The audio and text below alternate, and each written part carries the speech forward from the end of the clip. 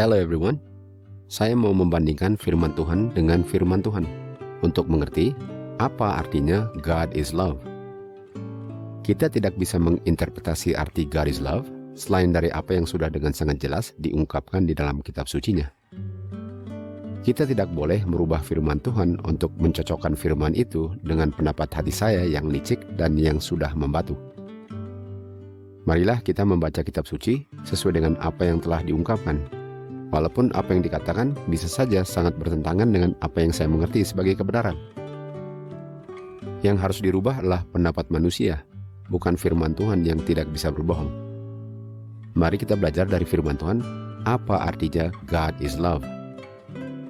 Kita perlu untuk mengerti arti dosa dan upah dosa.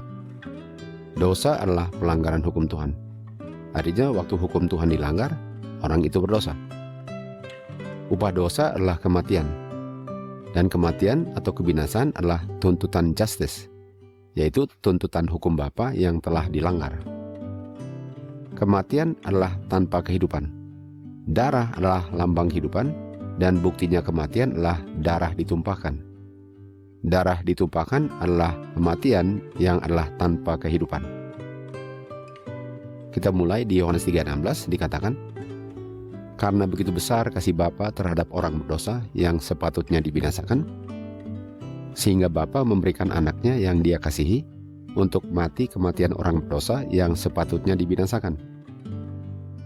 Agar barang siapa tidak menolak pengungkapan kasih-Nya, tidak perlu dibinasakan, dan itulah pengungkapan kasih Bapa yang sangat besar terhadap manusia berdosa. Kasihnya Bapa diungkapkan dengan satu-satu anaknya yang Dia kasih mati menggantikan kematian orang berdosa. Dan dengan cara itulah kasih Bapa diungkapkan kepada manusia berdosa. Pertanyaannya, siapa yang tidak akan dibinasakan? Yang tidak akan dibinasakan adalah siapa saja yang percaya bahwa anak Bapa telah menggantikan kematian manusia berdosa yang sepatutnya dibinasakan. Sekarang pertanyaannya, siapa yang akan dibinasakan?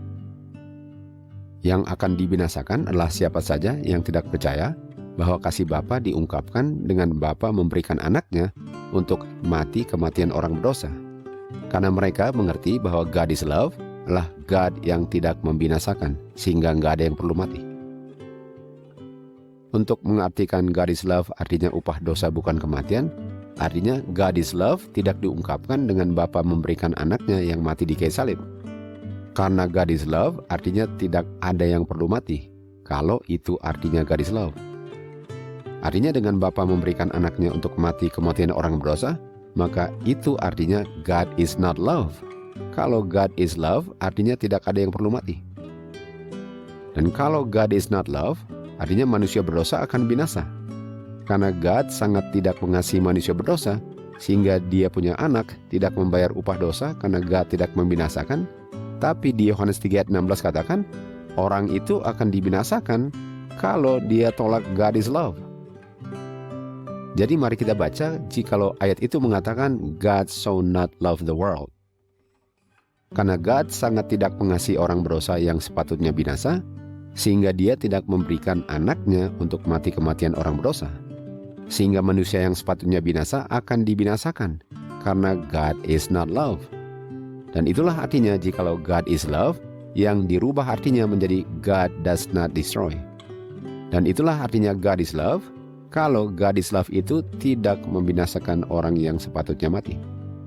Dan itulah artinya God is love, kalau God does not destroy. Kalau God is not love, maka Dia tidak akan mengirim anaknya untuk memikul kematian orang berdosa. Sehingga kita semua yang adalah orang berdosa yang akan memikul kematian kekal kita masing-masing, karena God is not love.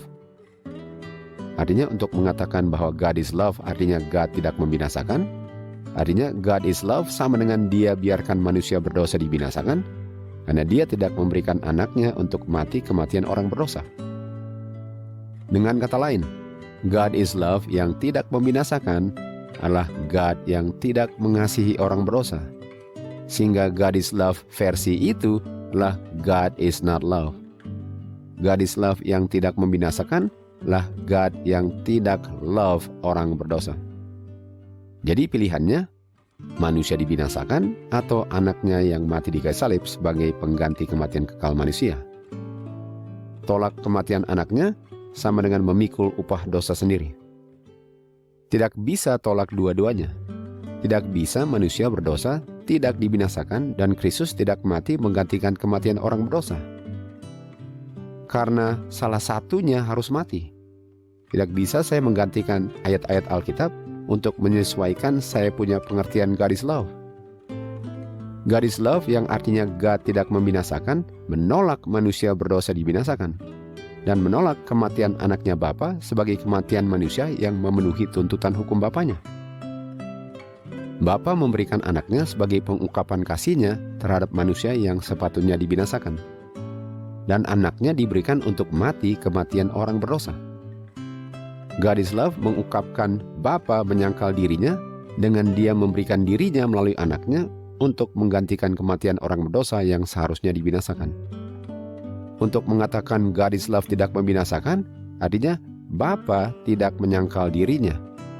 Bukankah itu tuduhan setan bahwa God tidak menyangkal dirinya? Dia tidak self-denial.